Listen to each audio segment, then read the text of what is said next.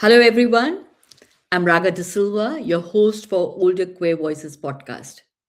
Before we begin, I want to give you a trigger warning. This episode touches on loss, guilt, prison, and the long aftermath of a single moment that changed everything. On Older Queer Voices, we often talk about aging as accumulation of love, of memory, of resilience. But aging is also about learning how to live with what cannot be undone. Today, we are speaking with someone who, at 27, was living a full and ordinary life, friendships, laughter, plans for the future. And then, in one moment, everything changed. An accident, the loss of three friends, prison, and a life forever divided into before and after. You're listening to Older Queer Voices, and this is a story about living after the unthinkable. Please join me in welcoming Teresa Clark. Hi Raga, thanks so much for having me on. It's a Thank you real so much. it's a real privilege. No, like I said to you, I feel deep gratitude to have you here because I'm sure it is not easy to relive your story. But thank you very much from Older Queer Voices podcast. Now, before we talk about the accident, who were you at 27? What was life before everything changed? Yeah, that's a great question.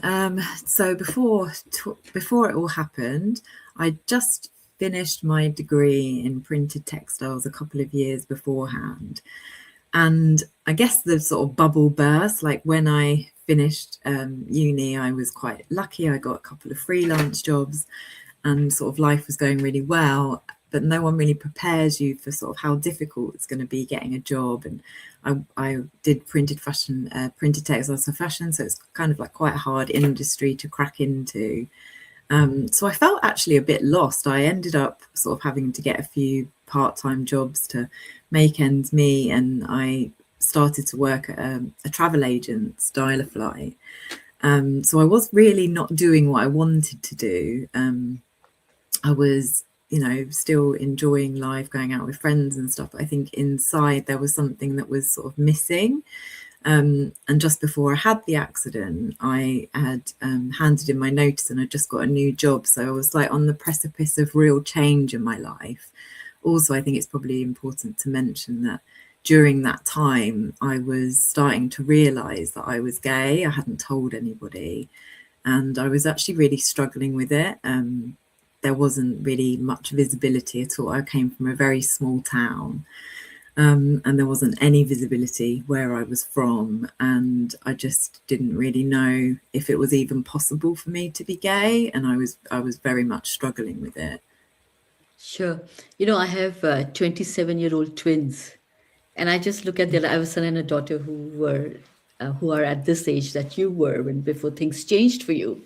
And I look at them and I think about how life is so different for them than to what it is for us now. It's like, Mm. you're carefree, you have responsibilities for yourself, and you're thinking about life ahead. So I just want to get a glimpse into you as that young person. Apart from what you did for professionally and academically, what were you as a person? Did you like hanging out with friends? Did you do movie nights? How was it for you as a person? Yeah, I was very sociable, very optimistic. I guess some people would call me like the life and soul of the party. I was, yeah, quite carefree. I was very creative. Yeah, loved art and design and music, and I guess just like a normal, 27-year-old, just had a lust for life. I took I took a year off before I went and did my degree and travel. I love to travel. I traveled to the States for 90 days, and yeah, I was working at Flight was great because I got to travel more. Went to Thailand a few times and lots of other places. So I was yeah, just enjoying being young and, like you say, carefree and not having, I guess, so many responsibilities back then. Sure. It sounds like you had a great life at that age, and a life that all of us should have, no matter how old we get as well. Yeah. Yeah. But so you lived in London at that time, is it? Were No, you? I'm from East Sussex originally. a place called Uckfield, which no one ever really knows where it is. It's a super small town, but it's kind of near Brighton. So I went to uni in Surrey, and then I moved back home. So I was commuting from Uckfield to just outside of Maidstone, where I was working at the time. Sure, sure. So before I get into the actual event of what happened, and if you're okay to talk about Yeah, it, sure. yeah, I just want to just check. Did you ever expect anything unexpected happening in your life? You know, all of us, some of us, some I lived through life like this, thinking, "Oh, my life is so good. I hope nothing really bad happens to me."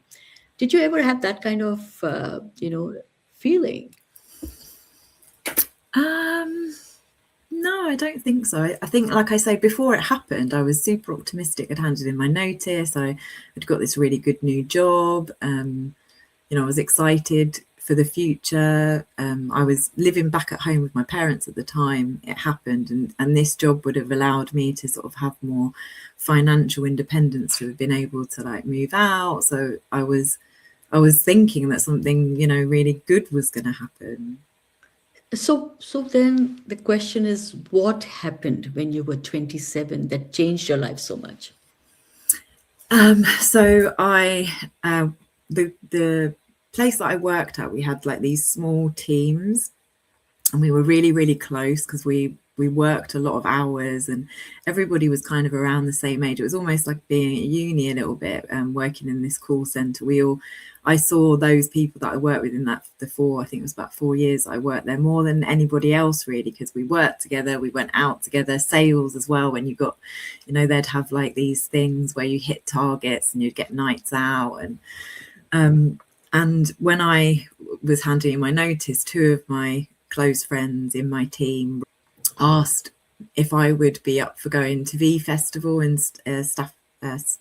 Staffordshire, and asked if I would drive, because I was like, I think I was the oldest, but also had a license and everything and could drive. So they asked me if I could drive, and I said, yeah, I was really up for it because I thought it'd be really nice to sort of, have this sort of celebration before I left as well, sort of like one of my leaving dues for work.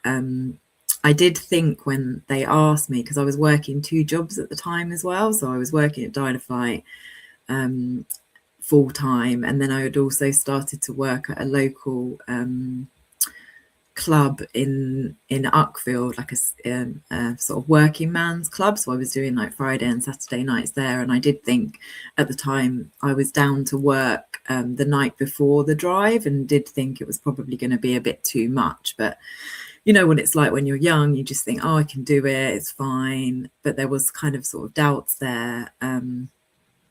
And then we went to V Festival. I got to my friends I drove after work. So just to give some context of like how tired I was, I worked all day at Dynaflight. I did an 8-hour shift, 2 hours of traveling. And then I worked at the club. And then I drove back to Maidstone. And I think I got to my friends at maybe like 1:30, 2 a.m. in the morning. And then we were leaving to go to drive at sort of 7. So I didn't really get a lot of sleep, and I was pretty tired. Then we drove to Staffordshire. I think it's like a 4-hour drive. We had an amazing day, and it was really an amazing day. There were 6 of us in total, including me. We hired a people carrier, just to, again, some context of the car. And two of the so we were ranging ages. So it was me, 27, another 27-year-old, and two 21-year-olds and two 18-year-olds. And we had an amazing day. The others were all drinking. As soon as we got there, I didn't drink any alcohol at all, but we'd had conversations between me and my two close friends from my team about that I would like join them in taking ecstasy. I'd not proud to say this, but I had done it before and driven, and we had sort of like a plan of like making it safe, that someone would stay awake with me and I would make sure that I didn't there was going to be quite a long time before we drove that I wouldn't have taken anything. So that was, and everybody knew about that as well. We all had like a consensus, we all discussed it, and in an irresponsible way we were trying to be safe, in our own in our own way. And so, yeah, we just had a great time. I took my last half, I think, at 7:38, and then drove at like 12:30. And we left the site. Everybody kind of fell asleep pretty much within 10 minutes, really, of driving. And I wasn't very assertive at all back then. And so I was kind of annoyed, but just kind of let everybody sleep. I stopped at a couple of services, everybody got out. And because it wasn't my car too, I didn't really sort of feel comfortable with, even like opening the windows and stuff. I did, but it was just not my car. So there was like, I think, some tension as well of like, just wanting to get people home safe.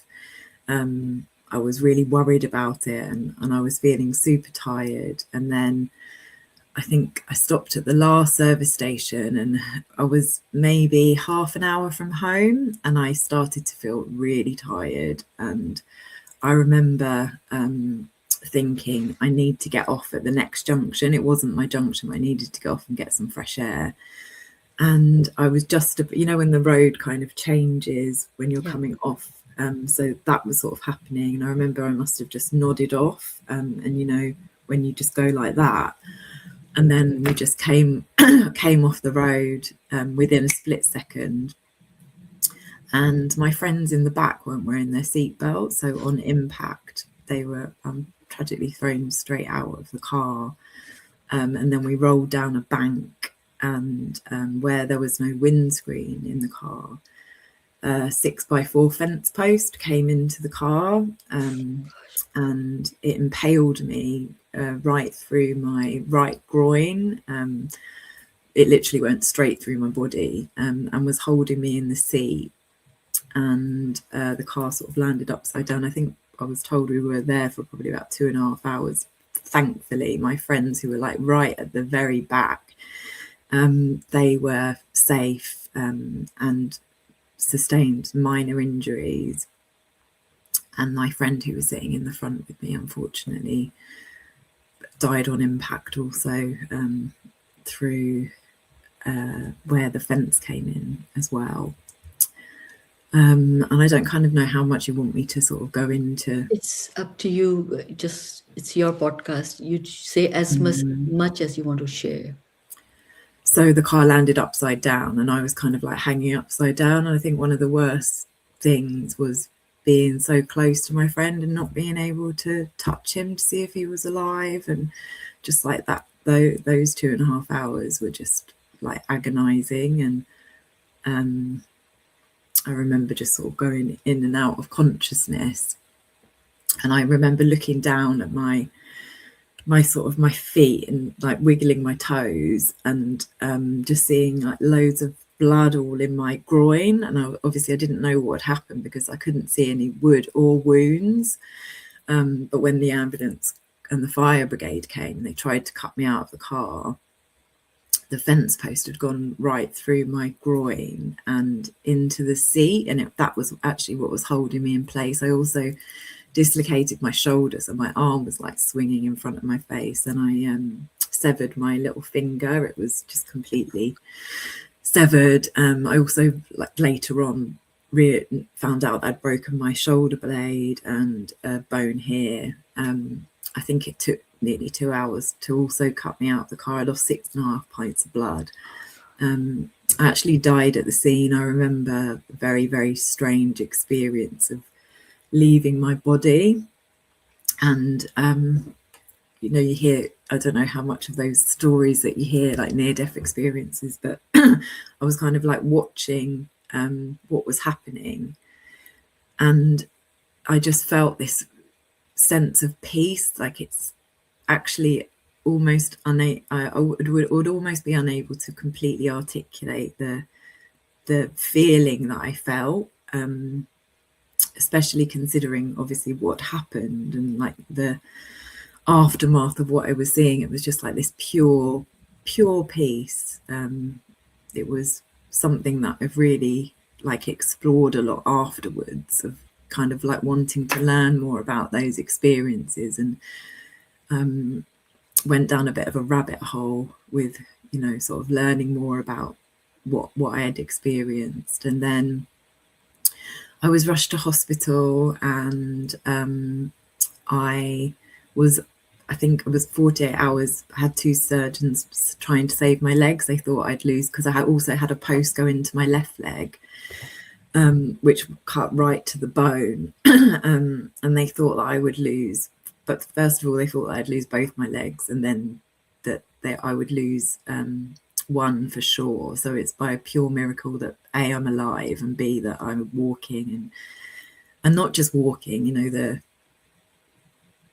the ability that your body has to heal is just unfathomable, really.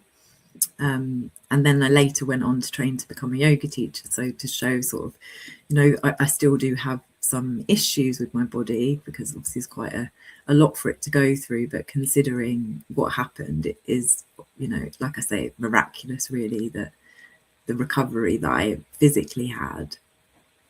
And so you were in the hospital, you were going through your own stuff. Were you at that time aware that you had lost some of your friends? I think I knew deep down that they were gone, but nobody would tell me. I think it was about a week before I was told, because the first sort of week, I think I was pretty touch and go whether I'd pull through it. And everybody was just so worried, I think, about, could I handle, hearing that news. But a week later, my friends who were in the car with me who survived, they came and told me. And it was just like my whole world shattered, Again, very, very difficult to articulate just how that feels, and also like knowing that you're responsible for that. Yeah, I cannot even imagine. I'm so sorry, Teresa. Just as you're sharing your experience, I just don't know. I mean, you're a superwoman in a manner, really, that you managed to hold on to your life. At the same time, you were dealing with so much more. I just want to understand from at this point, your friends came and saw you and they gave you the news. What about your own family and the family of those that you had lost? My family and my friends were incredible. Like in the hospital, I had like 30 people coming to visit me. They had to do like a rota because it was just so like the love and support that I had. I was in hospital for 3 months. The love and support that I had during those early days, I think actually was the foundational for me still being here today and to have recovered in the way that I have. And they were just incredible. I thought that everybody knew what had happened in terms of me taking ecstasy, but I realised much later on that they didn't know. They asked me if I'd drunk anything, and obviously I said no, but nobody actually asked me that question. And I think obviously, then carrying that as well, knowing that that had happened, and it was just such a life-shattering time, and just feeling so broken inside, like not knowing what to do. That the families of my friends, we didn't have kind of any. I had contact between my friends who survived the accident. They were like the go-betweens, really, but there wasn't a great deal of contact. Obviously, I passed on my sincerest, apologies and remorse, and much later on I sent them letters and things like that. I couldn't obviously attend any of the funerals because I was in hospital, but my mum actually went to I think a couple of the funerals. I can't exactly remember now, but it was just such a devastating time for everybody. Like I say, it's like I don't mean to sound inarticulate, but there really are not many words to explain just how difficult a time it was. Sure. And did the family ever write back or connect, or did you ever have any conversations with them? Yeah, I did. I had one of my friends who passed away. His mum and sister were incredible. I actually went to church with them when I sort of was well enough to. When I came out of hospital, I met them, and we had a very sort of emotional experience together, and they were incredibly supportive. They actually came to court to support me, and his sister wrote to me in prison, and they were just incredibly forgiving and just said that, you know, it could have been their son who was driving too, and just understood that it was just a terrible accident, and, you know, that there was no intent there, or it could have been any one of us. One of the other families didn't feel that way at all. They were very, very angry and couldn't forgive me, which I obviously completely understand.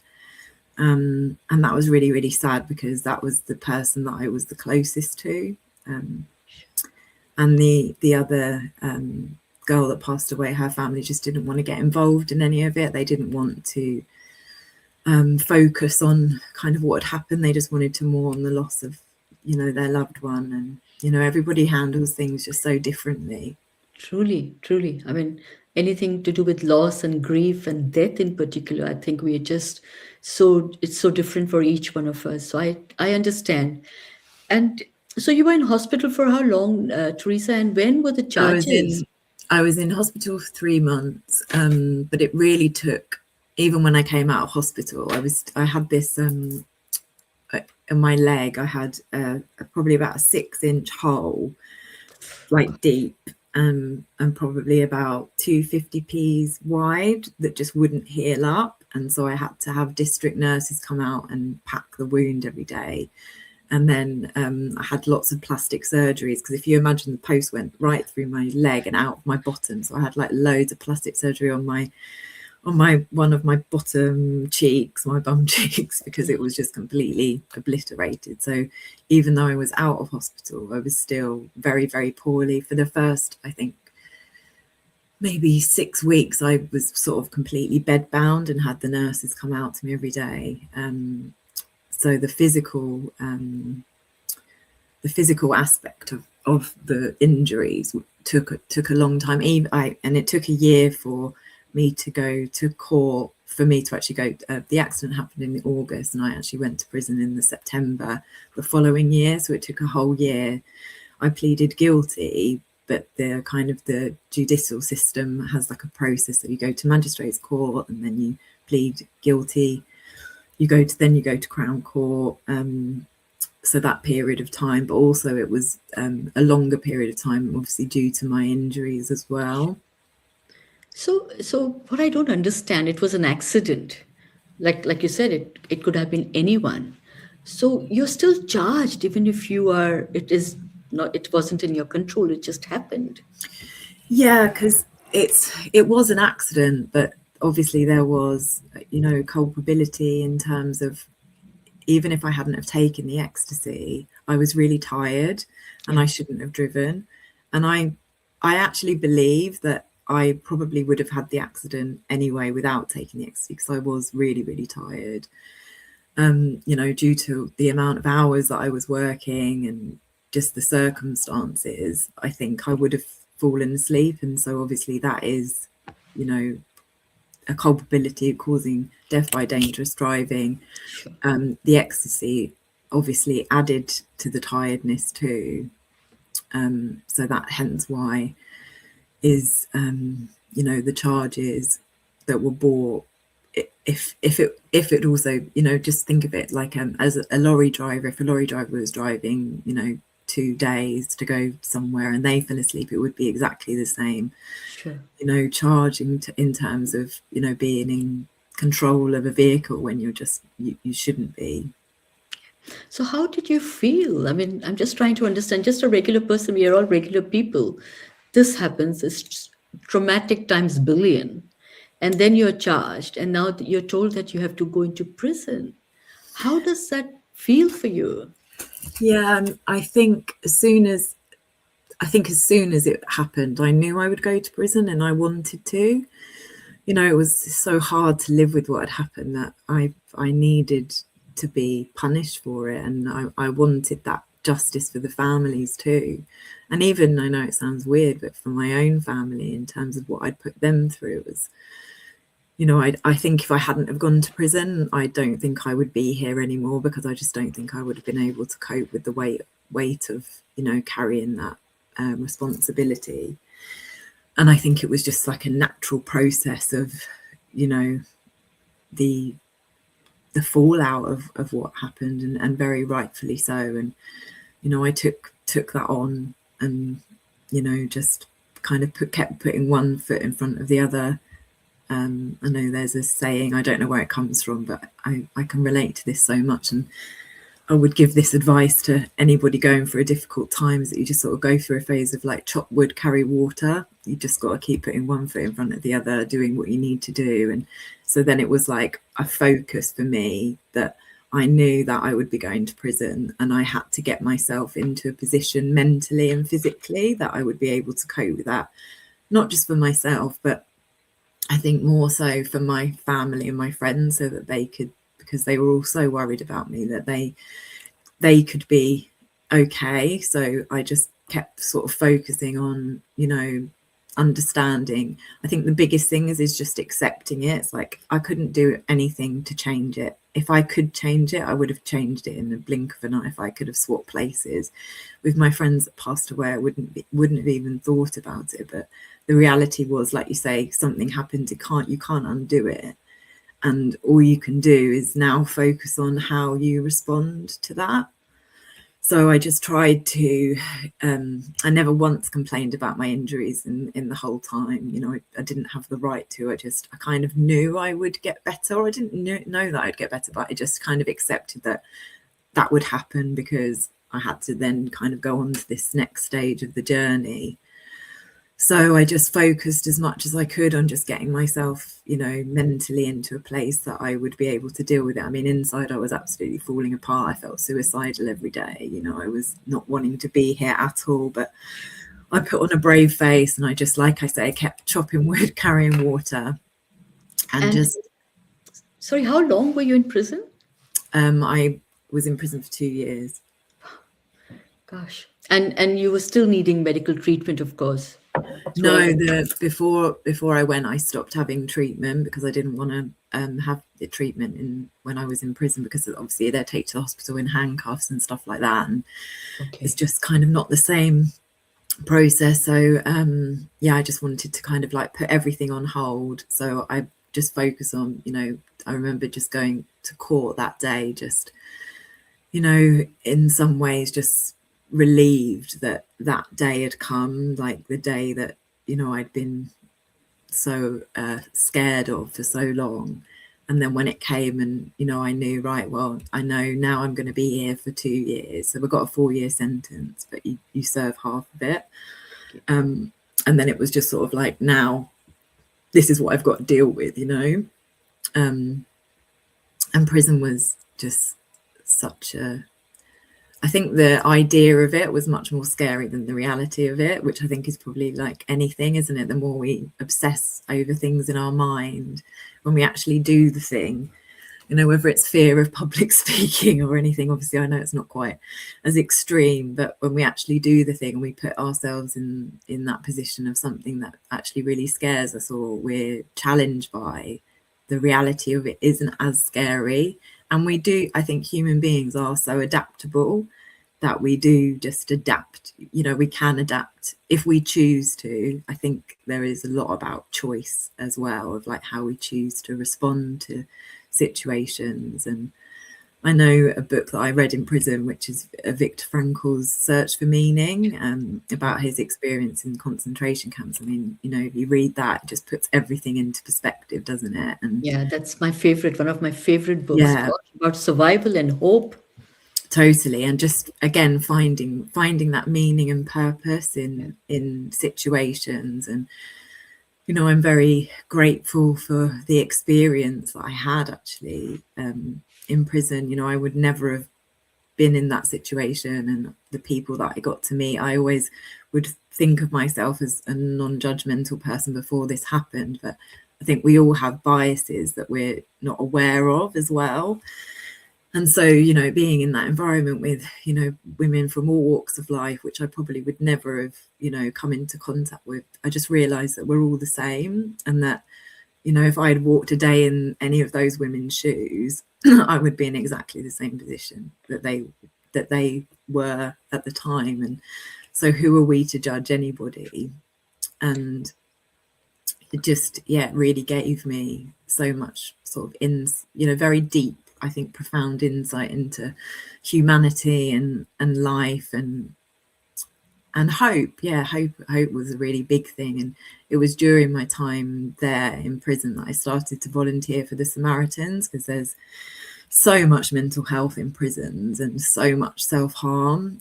I was actually quite shocked at the level of self-harm that was sort of going on in there. And I don't really know how I managed to get through the training, because I was probably just as unwell as a lot of the women that I was supporting at the time. But again, chop wood, carry water, I managed to get through it. And I became a volunteer, and they would come out to your cell if you were on duty. They would come out to your cell sort of any time of night, knock on the door, and you'd be on call.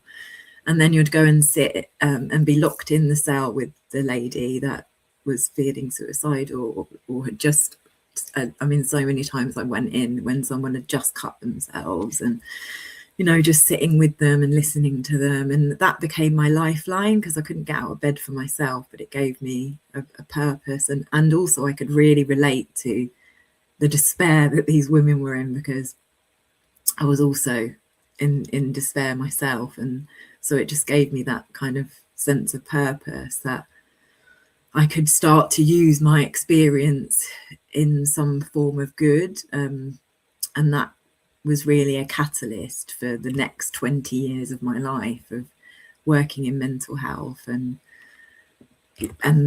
many things sort of came from, that experience of volunteering.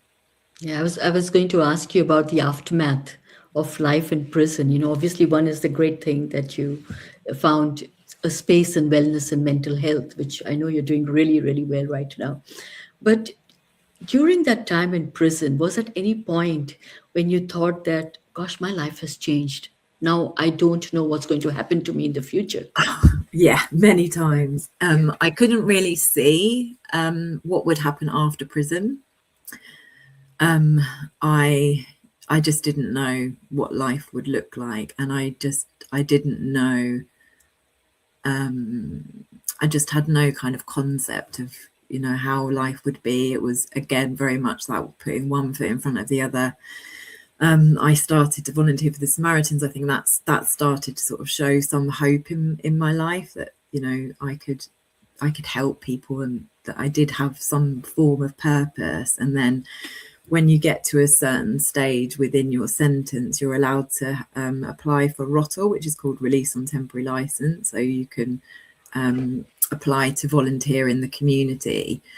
So I think it was about the 12 month stage. Then I started to volunteer at a day centre with people with learning disabilities, which again was just I'm very grateful for that experience, because it really, my confidence and my self-esteem were at rock bottom. And even though I was doing the thing with the Samaritans, I still, it was very difficult to function. And still, all that time on your hands is, your mind just runs away with you. And, I think I also had to, I was processing a lot before I went to prison. I was having therapy once a week, every week, from when I was in hospital until I went to prison. And that all stops when you go to prison, because unless you've got a severe and enduring mental health condition, there just isn't the capacity to help everybody, because the prison system is so stretched. So the therapy stopped, and then it was almost like I just kind of had to put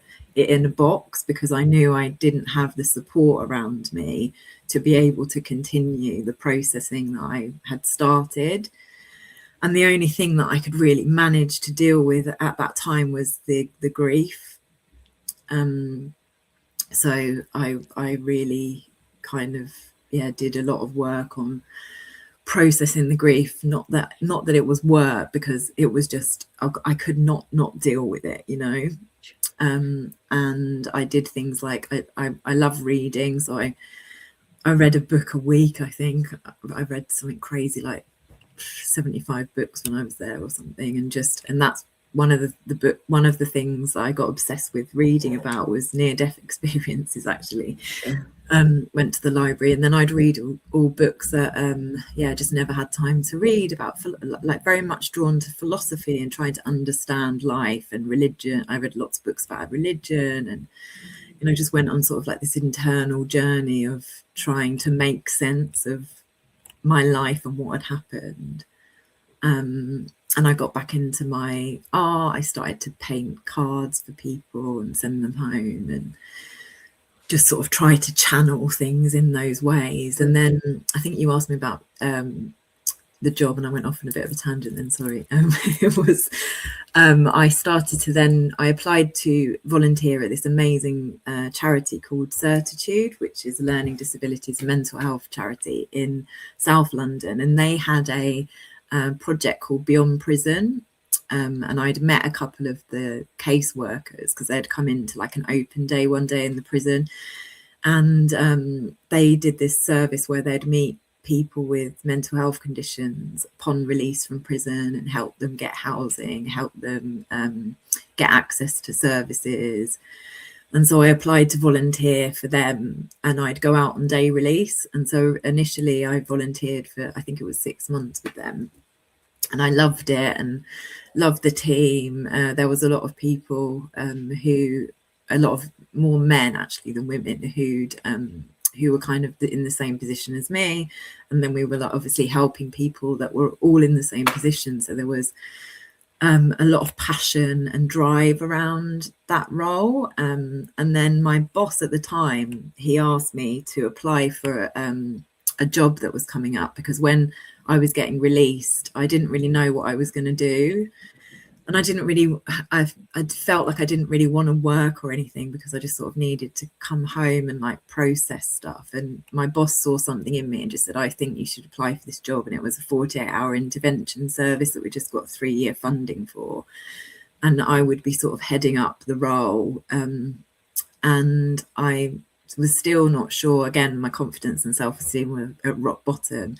And I'm so grateful for my old boss Fabio, because that was a lifeline for me. And if I hadn't have taken that job, I think I don't think I would be here, because moving back home to that small town where everybody knows who you are, you walk down the high street and everybody knows who you are, it was more of a reminder, I think, of what had happened, especially before that year of coming home from hospital and then going to prison. And it just brought everything back up so powerfully that I wasn't expecting. It was almost like I kind of, I guess, thought that coming home, and I didn't know what life would look like, but I didn't expect almost to sort of go 10 steps forward and then 20 backwards. Yeah. So I hear you. I understand you. yeah. So that was, yeah. Sorry, Raga. So that was Sorry. Go on. Yeah, that was a real process. My job was what got me through it, and I could get up in the mornings, get the train to London, and go and help people, and just really sort of throw myself into that work. And I'm so grateful for all of Certitude, because they made me feel so welcome and so accepted, and they're just a phenomenal charity. Excellent. I'm going to come into the future. Okay. So now looking back with 2 decades of, what's happened of distance, what is the emotion that comes first? I think the emotion that comes first is just sadness.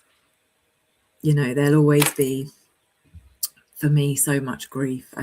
Grief, if anybody's been through grief, losing somebody you love is it doesn't just stop, a year later, 2 years later. It's something that you carry, and that you learn to live with. But it is obviously always there and always part of you. Yeah. So, how in today's time you have social media. At that time, we didn't have social media. Thank God for that, right? And, people have the license to say anything they want to you on social media. Did you face any of that through hate mail? I mean, the traditional mail?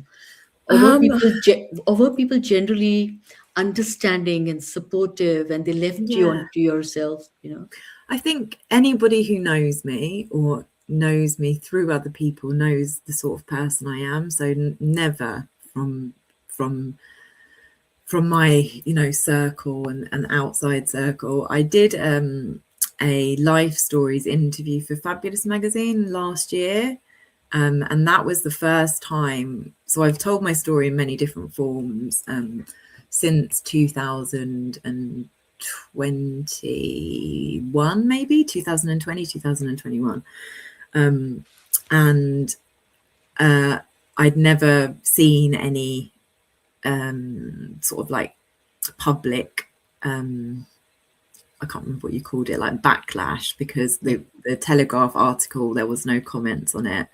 The BBC interview, I did an interview for BBC Life Changing, and I was I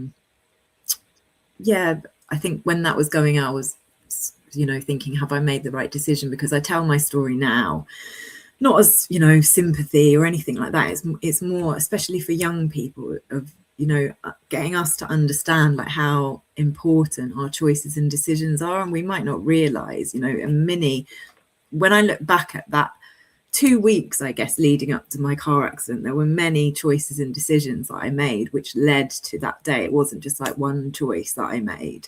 And I think we can either make really healthy choices and decisions that will lead our life to go that way, or we can make different choices and decisions which will take us on a completely different route entirely.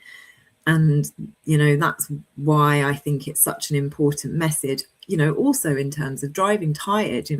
That's a huge thing, but it's really just sort of getting people to maybe just take a little more of a look at, be more conscious as a human being of how my decisions can affect others. When we're young, we think that nothing will harm us. We think, oh, it won't happen to me. But the fact is, it could easily happen to you. And it's almost like that arrogance of youth that we think we're untouchable.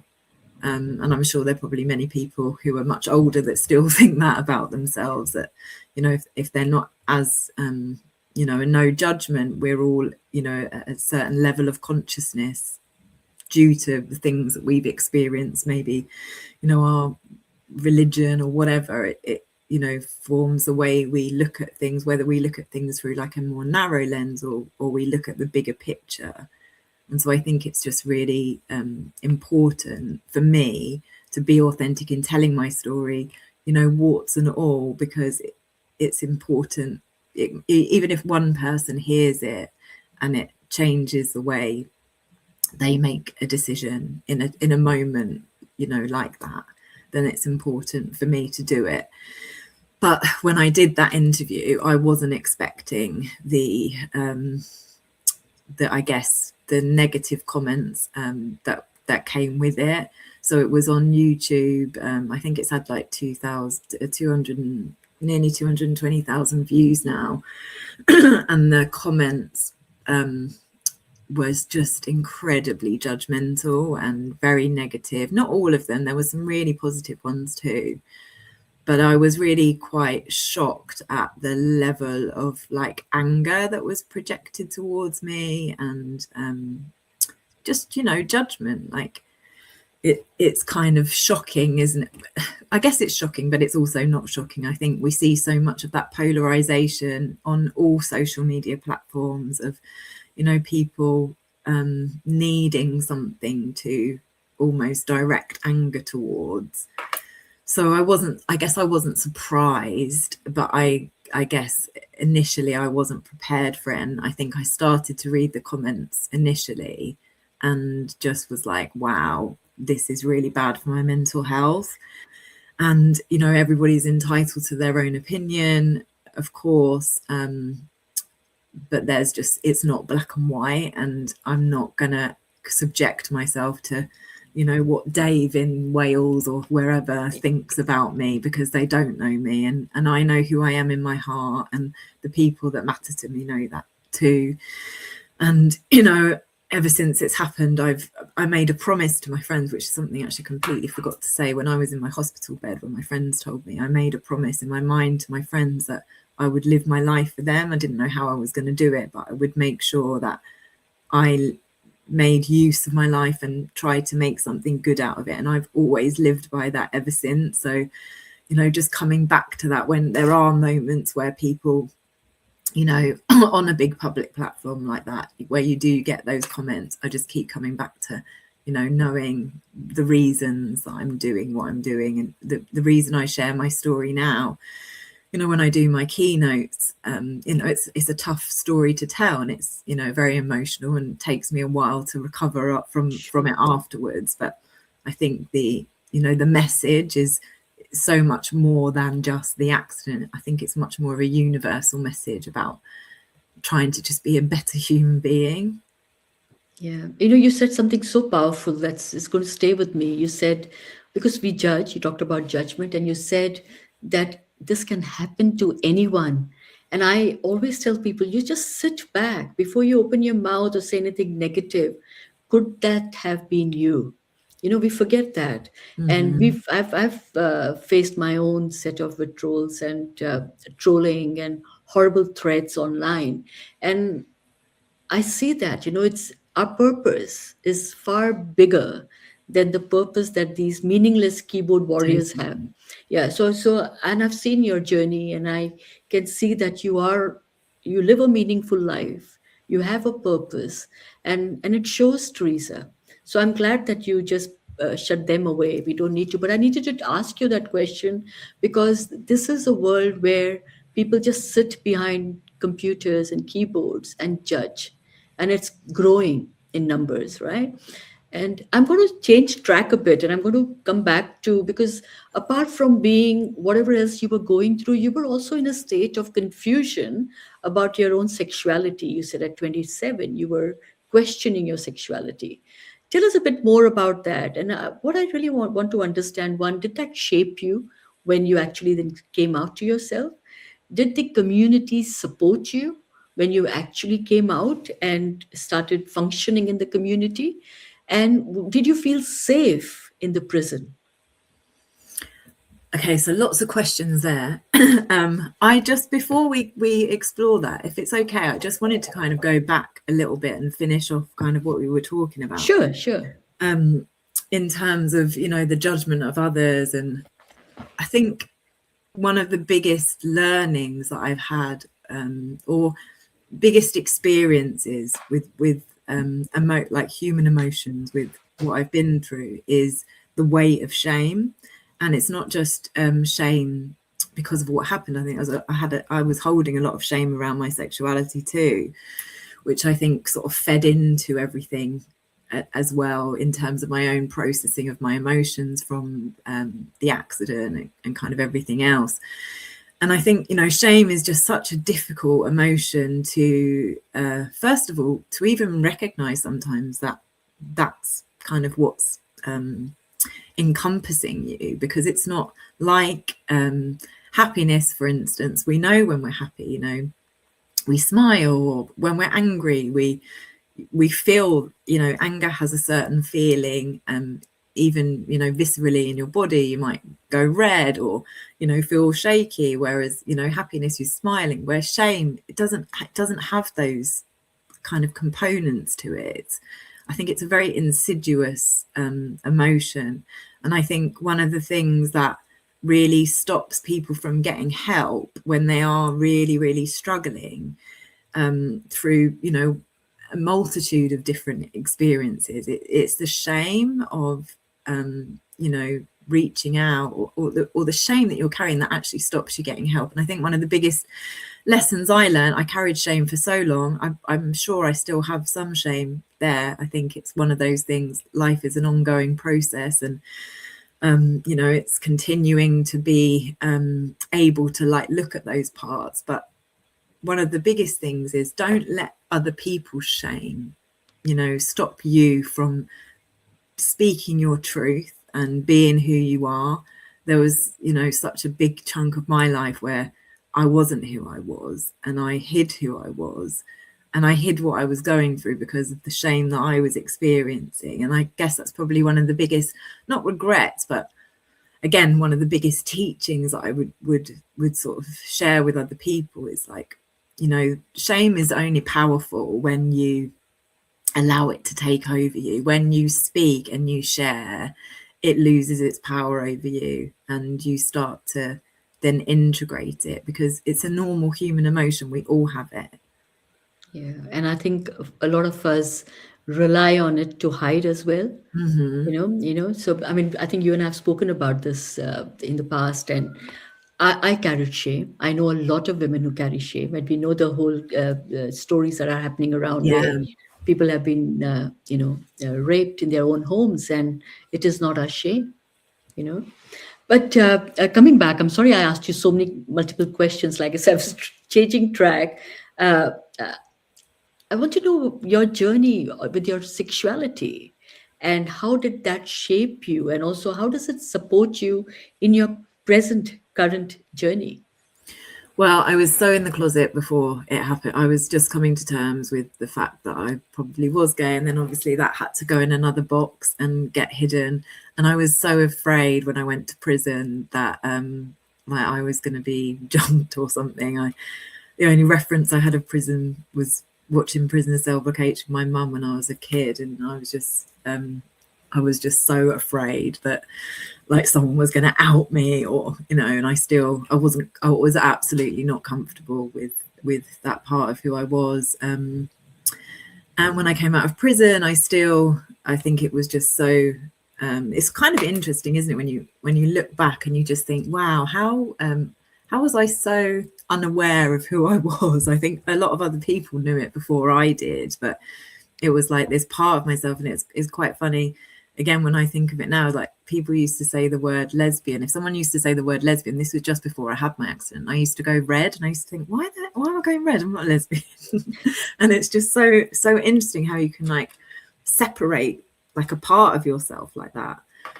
I find that fascinating. So my sexuality has been a massive journey because I repressed it for so long. And then I think when I was 32, as the universe always does, when you're ready for it, excuse me, because I don't think I was ready for it beforehand, was that I met a woman, and I fell in love and realized who I was and who I'd always been.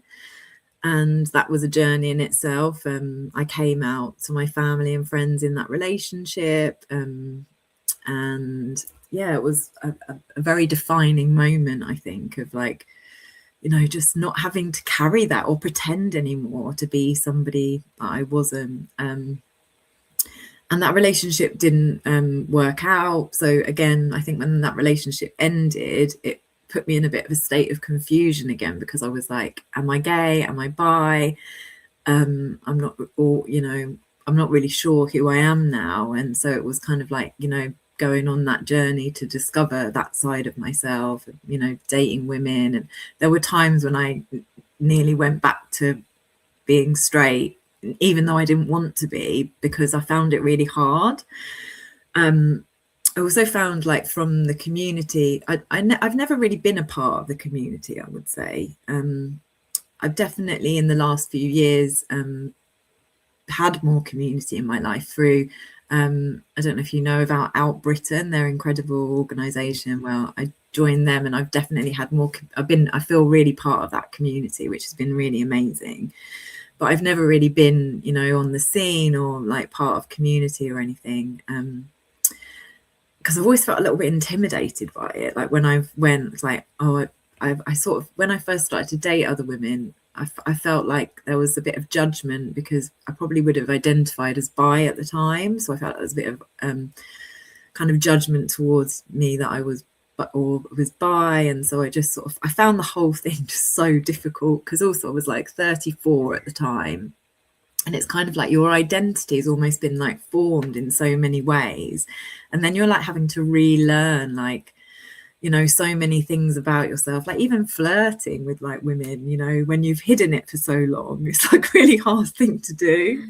And yeah, I think that was a sort of whole journey for me again.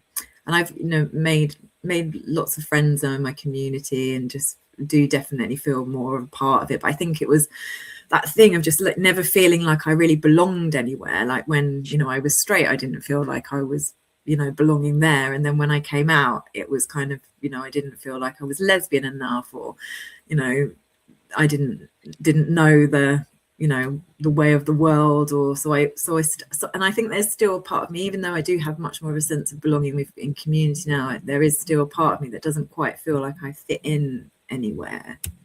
I understand that as well, and my journey has been quite similar to yours. 34 is when I said, like, what's going on? Mm-hmm. But I'm glad that you were so honest about it, because a lot of us, like I spent a lot more time in the community than I ever have. So the last 4 years is when I Mm-hmm. kind of spent time, and I find some of it quite healing for me, because that's one time when you go into this space where there are other lesbians or other gay people, you just feel like you're safe. Elsewhere outside, even like now, sometimes I carry shame. I don't go to an Indian community and they ask me, oh, who's this? And I say, it's my partner. And then they will say, oh, you mean business partner? And then you have to go through that whole Mm-hmm. process, and you think, oh my God, they're going to judge me. So I shut up. So this is still a work in progress, I think, for Yeah. all of us who are in the community. Now, uh, I've got a couple more questions for you. I'm aware that we are running out of time. Yeah, sure. But yeah, but one, of course, the most powerful question I'm going to ask you in the end, and I'm going to leave that. But as you have grown older, how has your relationship with that moment, that tragic, traumatic moment, and with yourself evolved?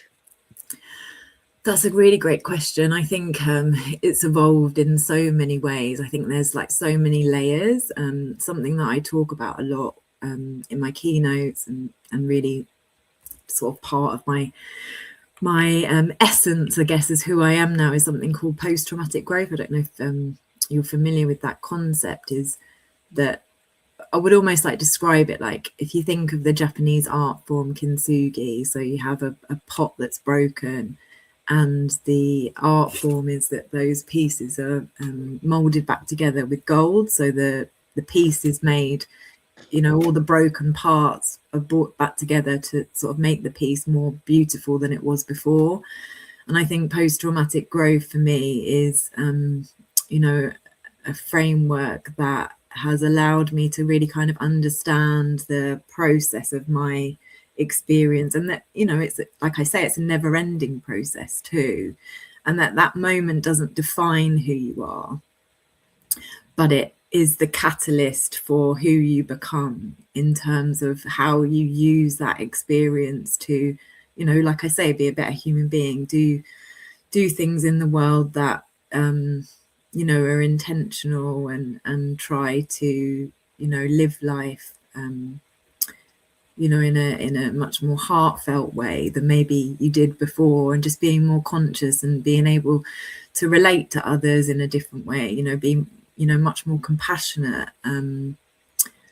see the meaning in things, and be able to understand them. And I think something that has really stayed with me is just my love or passion for just understanding the human experience, not just my own, but I'm very drawn to other people's stories who've like turned adversity into something else. And just, I think the power of the human spirit just can't be broken.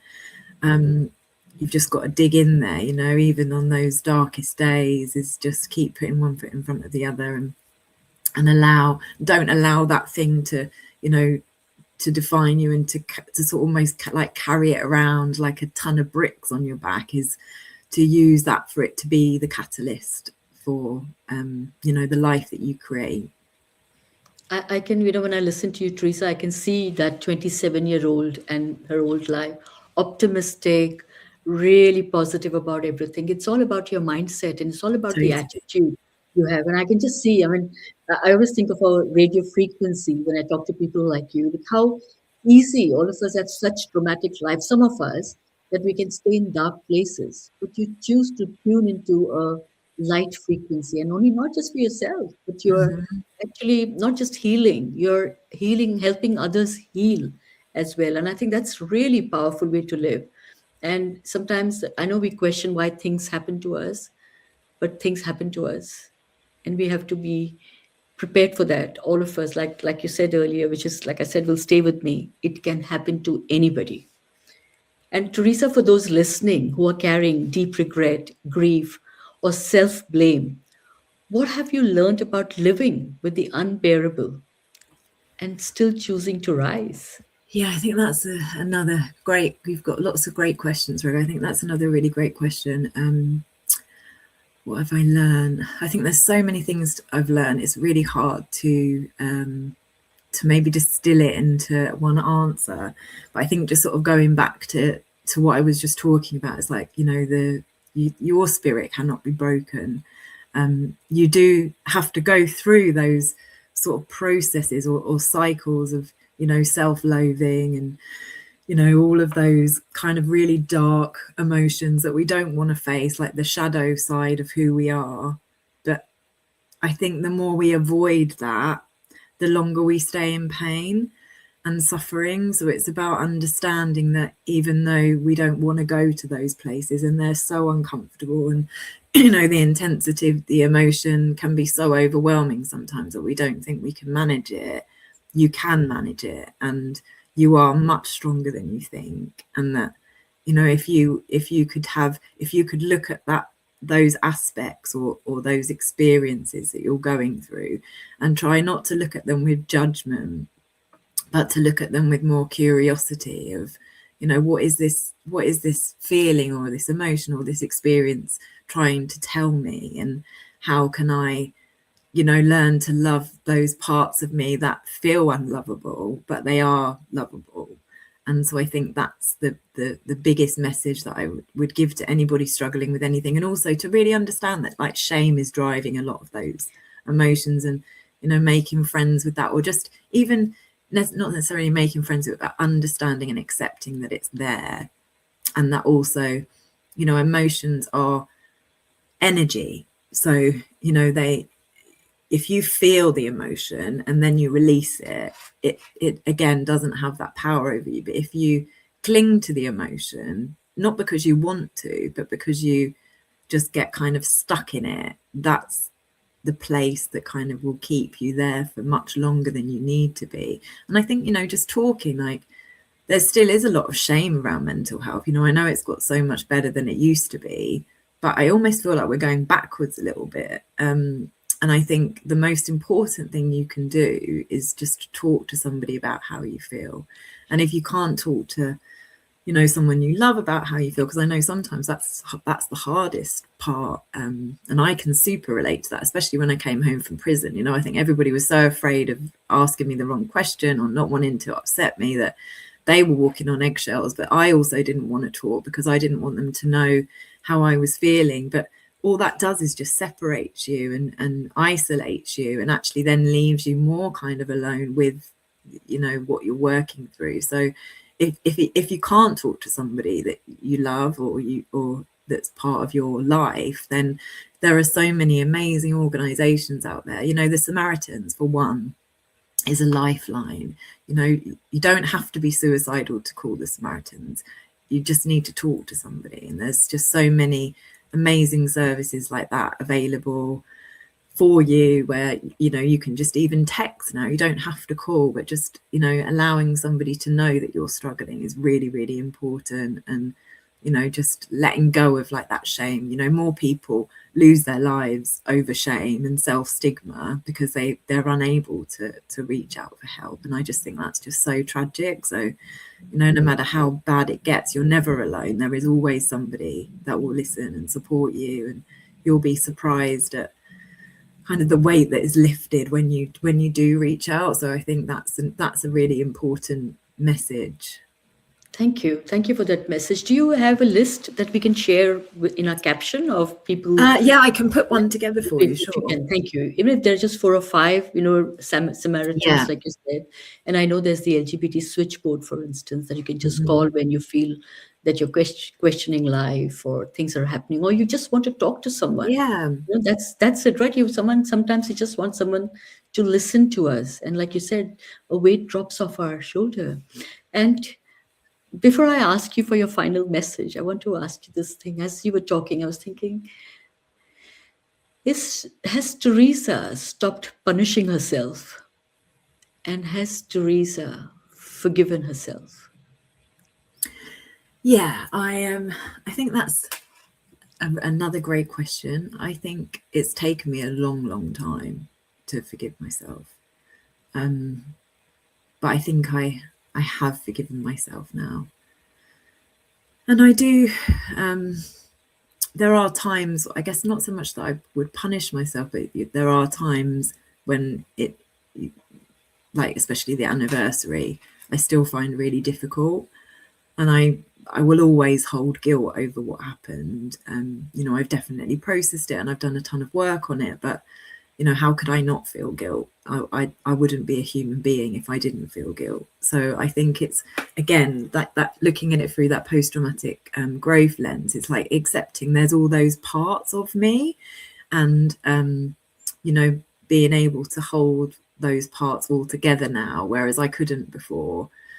And there are times, obviously, when, you know, the anniversary, you know, might cause me to surface some feelings that I thought that I'd processed, that, you know, that come up. And so it's just being with those things and not punishing myself, but just accepting that's part of the journey, and that will probably always be part of the journey too. And, you know, forgiving myself has been a really key part of my own healing journey in that. And just, yeah, accepting myself too. Wow. It's been a very intense and deep conversation with you, Teresa. Is there anything you want to leave behind for our listeners? Any other message before we conclude? Yeah, I just like to say life is short, like really short. We never know what's around the corner. And just try to be the best person that you can be. You know, try to, you know, make those choices that are going to bring good things for you and other people, and just, you know, try to be a better person every day by 1%. Yeah. And chop wood, carry water. Chop wood, carry water, and then in Yeah. tough times, chop wood, carry water. Yeah. Yeah, that's such a good thing to remember. So, as we come to the end of this conversation, I'm struck by how rarely we allow space for stories like this, stories where there's no clean resolution, no heroic arc, just the slow, ongoing work of learning how to stay alive with what we carry. Aging, as we have heard today, is not just about years passing. It's about perspective deepening, about learning that healing doesn't mean forgetting, that living well does not require erasing the past. So, if you're listening and carrying regret, grief, or a sense of responsibility that feels unbearable, I hope this episode with Teresa Clark reminds you that survival is not a weakness, it is effort. Choosing to rise again and again, even imperfectly, is its own form of courage. Thank you for trusting us with your story, Teresa, for speaking with such honesty and care. I'm going to take quite a few things from this discussion with you, this conversation with you, and I know our viewers will just love what the way you have healed, the way you've grown into this beautiful human, and we are all here. I think you're a gift to us, you know. So Oh, thank you again. No, really, thank you again. I'm really sorry for all that you have gone through, are going through, and the trauma that you've been through. But we all heal, and we learned from you today. And to our listeners, if this episode brought something up for you, please reach out to someone you trust or seek support, and we will share a list of people you can or charities that you can reach out to. I also need to thank our outreach partners who make it possible for us to share these stories. Thank you, My G Work, Proud HR, Outspoken Speakers, Out and Wild Festival, GFW Clothing, and Ageism is Never in Style. I also need to thank my beautiful wife and partner, Nicola, who sits behind the scenes and does all the tech and creative work, which I have no idea what to do. If you want to share feedback, comment, share, or nominate someone to be a guest on Older Queer Voices podcast, please write to us at theviewsroom@gmail.com. Do follow us on Instagram at Older Queer Voices. And thank you for listening. Until next time. Teresa, Lots of love to you and good luck to you. And I'm looking forward to having many more conversations with you, especially the afterward death, near death experience. That's something I'm really interested in, and we'll talk about it more. Mhm. Thank you Thank very you, much. Raga. Thank you. It's Thank been a you. real pleasure.